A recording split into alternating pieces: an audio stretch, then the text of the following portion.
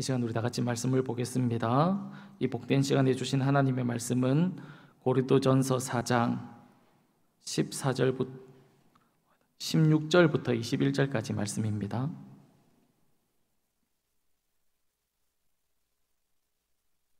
고린도전서 4장 16절에서 21절까지 말씀입니다.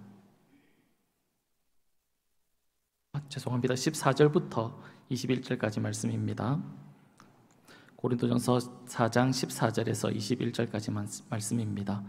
나를 본받는 자가 되라 라는 제목으로 말씀을 받겠습니다. 한 절씩 교독하겠습니다. 제가 먼저 읽어드립니다. 내가 너희를 부끄럽게 하려고 이것을 쓰는 것이 아니라 오직 너희를 내 사랑하는 자녀같이 권하려 하는 것이라.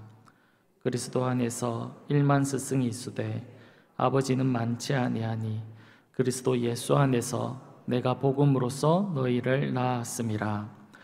그러므로 내가 너희에게 권하노니 너희는 나를 본받는 자가 되라.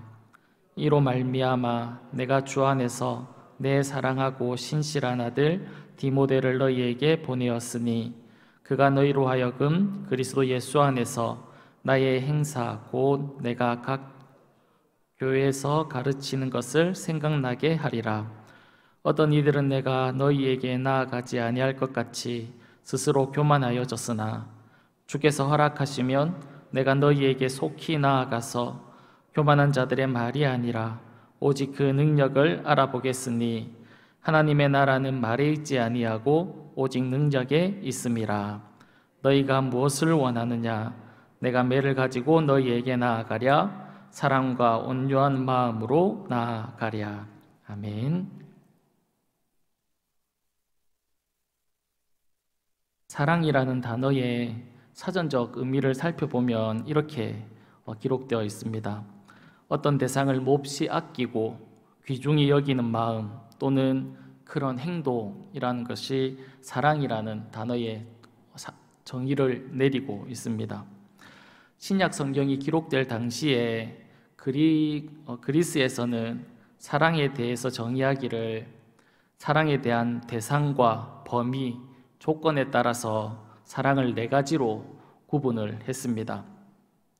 먼저는 육체적인 사랑, 에로스적인 사랑입니다. 에로스의 사랑은 다른 사람을 위한 사랑이라고 말하기보다는 자기의 만족을 추구하는 그런 자기 중심적인 사랑이라고 말할 수 있습니다. 두 번째는 필레오적인 사랑입니다. 이 사랑은 지인 사이에서 느끼는 애정이나 친분 정도의 사랑을 이야기합니다. 우리가 흔히 말하는 우정을 필레오적인 사랑이다 그렇게 표현할 수 있을 겁니다. 세 번째로는 부모가 자식을 사랑하는 스테로고적인 사랑입니다. 스테레고의 본래 의미는 헌신이라는 그런 뜻을 가지고 있는데 이 스테레고는 자기가 속해 있는 공동체만 적용되는 제한적인 사랑이라고 말을 할 수 있습니다. 마지막으로 우리가 많이 들었던 아가페적인 사랑입니다. 이것은 하나님께서 우리를 사랑하신 그런 무조건적인 사랑을 표현할 때 사용하는 그런 단어이지요. 바울은 고린도 교회 성도 사이에서 분쟁이 일어나고 다툼이 있는 그런 이유에 대해서 1장부터 4장까지 고린도전서 1장부터 4장까지 이야기를 하면서 그 이유가 무엇인지 그들이 다투고 분쟁하고 싸우는 그런 이유가 무엇인지 몇 가지로 이야기를 했습니다.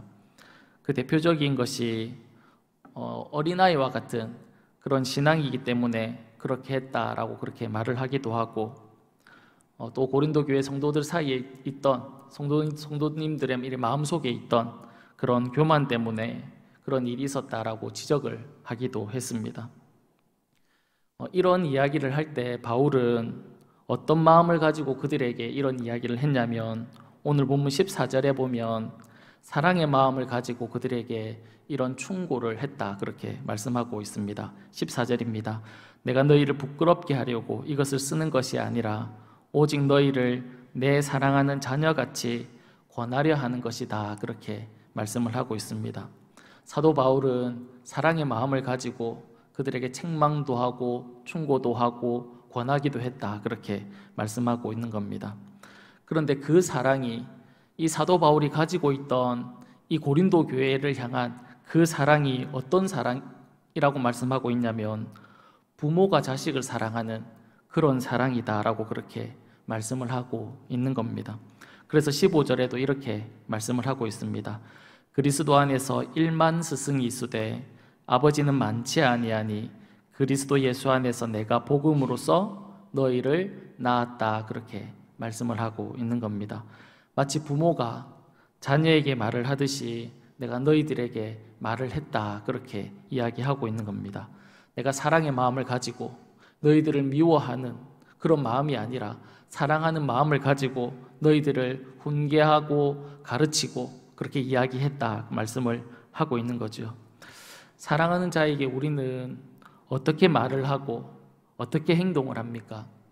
우리가 사랑하는 대상이 있으면 그 대상을 향해서 우리는 어떤 말을 하고 어떤 행동을 하게 됩니까?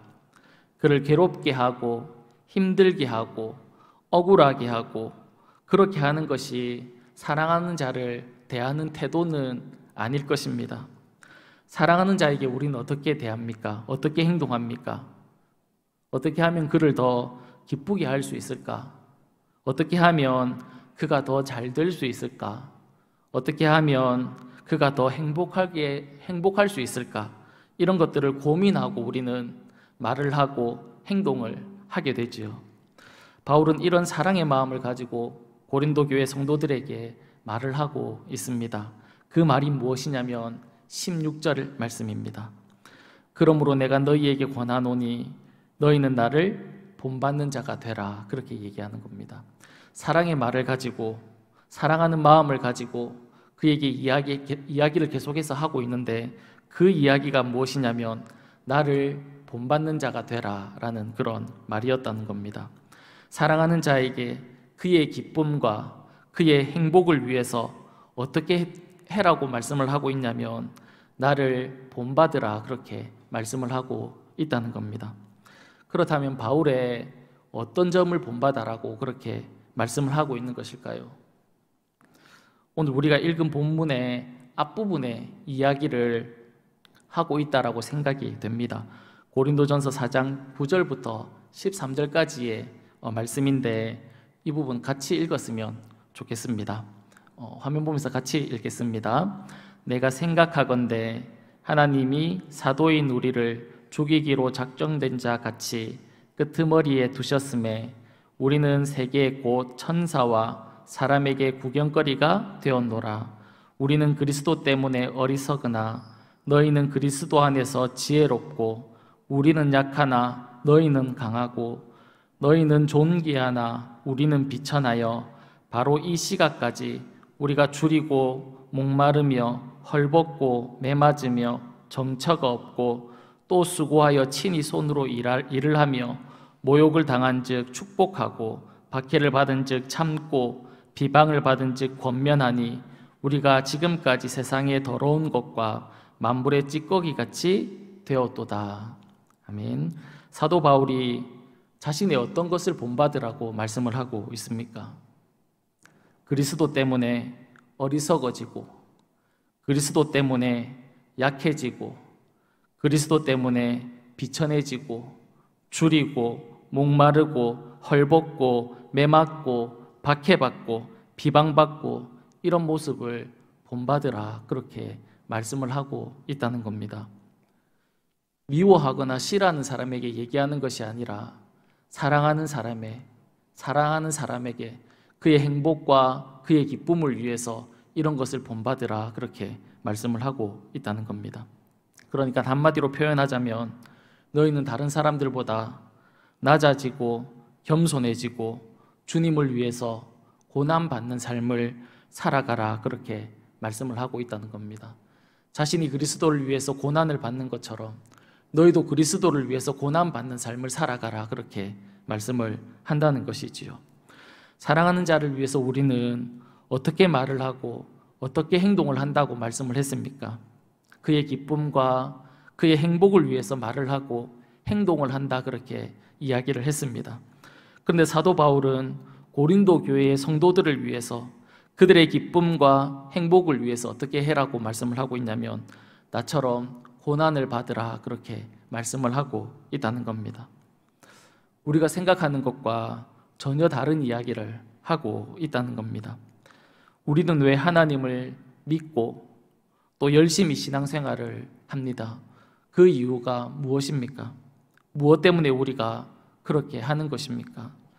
아마도 대부분의 신앙생활 하시는 분들이 자신의 행복과 자신의 기쁨과 성공을 위해서 하나님으로부터 복을 받아서 축복을 누리기 위해서 그렇게 할 때가 많지 않을까 생각을 해봅니다. 그런데 사도 바울은 부모가 자식을 사랑하는 마음으로 이야기를 하는데 고난을 받으라 그렇게 말씀을 하고 있다는 것이지요. 사도 바울이 이렇게 말을 하는 이유가 무엇일까요? 그 이유가 오늘 본문 19절에서 20절에 나옵니다. 19절과 20절도 같이 읽었으면 좋겠습니다. 주께서 허락하시면 내가 너희에게 속히 나아가서 교만한 자들의 말이 아니라 오직 그 능력을 알아보겠으니 하나님의 나라는 말에 있지 아니하고 오직 능력에 있음이라. 아멘. 사도 바울은 하나님의 나라는 말에 있지 아니하고 능력에 있다 그렇게 말씀을 하고 있습니다. 이게 무슨 말씀입니까? 진정한 능력은 우리가 하는 말에 있지 않다라는 겁니다. 진정한 능력은 우리가 하는 말, 사랑해야지, 용서해야지, 섬겨야지, 도와줘야지, 너희가 불쌍히 여겨야지, 그렇게 말하는 것에 우리의 능력이 있지 않다 그렇게 말씀하고 있습니다. 진정한 능력은 그리스도를 위해서 고난받는 것, 그것이 진정한 능력이다라고 그렇게 말씀하고 있다는 겁니다. 그러니까 말이 아니라 행동으로 보여주는 것, 그것이 그리스도인의 진정한 능력이다라고 그렇게 말씀을 하고 있는 겁니다.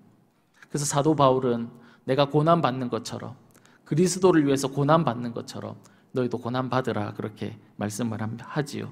출애굽기 32장에 보면 이스라엘 백성을 인도했던 모세가 시내산에 올라가서 하나님으로부터 율법 10계명을 받을 때 산 밑에 있던 이스라엘 백성들이 모세가 오랫동안 내려오지 않자 그들이 그곳에서 금송아지 우상을 만들어 놓고는 섬겼던 일이 있습니다. 그때 하나님이 모세에게 이렇게 얘기합니다. 내가 저들을 다 멸해버릴 것이다. 그리고 내가 너로 큰 민족을 다시 만들겠다 그렇게 말씀을 하셨습니다. 그때 모세가 하나님에게 무엇이라고 기도했습니까? 그들의 죄를 사해 주십시오. 그렇지 않으면 자신을 생명책에서 지워달라고 그렇게 요청을 하지요. 이것이 능력이다라고 그렇게 말씀을 하고 있는 겁니다. 예수님이 상상수훈에서 이런 이야기도 하셨습니다. 누구든지 내 오른뺨을 치거든 왼뺨도 돌려대며 속옷을 가지려고 하는 자에게 겉옷까지 주며 오리를 가자고 하면 십리를 동행해 주라. 그들을 용서하고 그들을 섬기고 사랑하는 것, 그것이 능력이다 그렇게 말씀을 하고 있다는 겁니다. 사랑하는 여러분, 사도 바울은 고린도 교회 성도들을 향해서 복음을 위해 자신이 고난받은 것처럼 너희는 나를 본받으라 그렇게 말씀을 하고 있습니다. 그리고 이것이 진정한 능력이다 그렇게 말씀하고 있는 거지요. 사랑하는 여러분, 예수 때문에 고난받고 있습니까? 예수 믿는 것 때문에 내 삶이 참 힘듭니까? 그런 적이 혹시 있습니까? 예수 믿는 것 때문에 인내하고, 예수 믿는 것 때문에 내가 손해보고, 예수 믿는 것 때문에 내가 참고 견뎠던 그런 삶이 혹시 우리의 삶 가운데 있습니까? 그것이 능력의 삶이다 그렇게 말씀을 하고 있다는 것이지요. 사랑하는 여러분, 예수 때문에 이런 삶, 고난받는 삶, 견디고 참고 인내하는 삶, 다른 지체를 기꺼이 사랑하고 섬기고 그렇게 살아가는 삶, 그런 삶이 능력 있는 삶이다 말씀하고 있습니다. 사랑하는 여러분, 우리가 이 능력 있는 삶을 살아갈 수 있는 저와 여러분이 다 될 수 있기를 간절히 축복합니다. 이 시간 우리 다 같이 기도하겠습니다. 살아계신 하나님 아버지, 능력 있는 삶은 어떤 다른 삶이 아니라 우리가 예수님 때문에 참고 견디고 사랑하고 섬기는 것이 참 능력의 삶이다라고 그렇게 말씀하는 하나님 말씀을 오늘 우리가 보았습니다.